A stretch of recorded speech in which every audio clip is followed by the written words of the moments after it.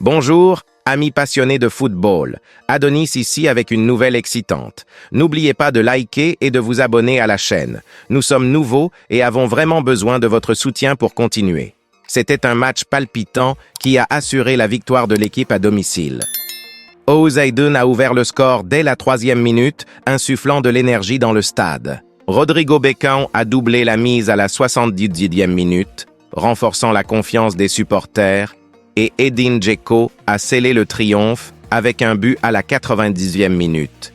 Du côté des visiteurs, David Okereke s'est illustré avec un magnifique but à la 41e minute, mais cela n'a pas suffi pour éviter la défaite. Chaque but semblait raconter une histoire de persévérance et de stratégie, offrant un spectacle inoubliable. Avec ce résultat, l'équipe de José Mourinho atteint 32 points, réduisant l'écart avec Galatasaray à seulement 3 points. Quant à l'équipe de Selçuk Inan, elle reste à 15 points, luttant pour remonter au classement. Cette proximité dans les scores donne un charme particulier au championnat, augmentant l'attente pour les matchs à venir. Les réflexions de Mourinho. Après le match après la rencontre, José Mourinho a partagé sa vision. Il a souligné l'importance de bien jouer pour battre Gaziantep FK et, fidèle à lui-même, a répondu de manière directe à une question sur l'impact du match précédent de Galatasaray. Ils n'ont pas perdu, ils ont obtenu un point. Avant, ils avaient 5 points d'avance sur nous. Maintenant, c'est 6. Aujourd'hui, nous allons jouer pour gagner. Cet état d'esprit gagnant, qui transforme chaque match en une bataille stratégique, maintient Mourinho parmi les grands noms du football. Il a également mis en avant le rôle des supporters comme force motrice de l'équipe. Nos fans seront le moteur. Difficile de ne pas ressentir la passion d'un entraîneur qui comprend l'importance du lien entre l'équipe et ses fans.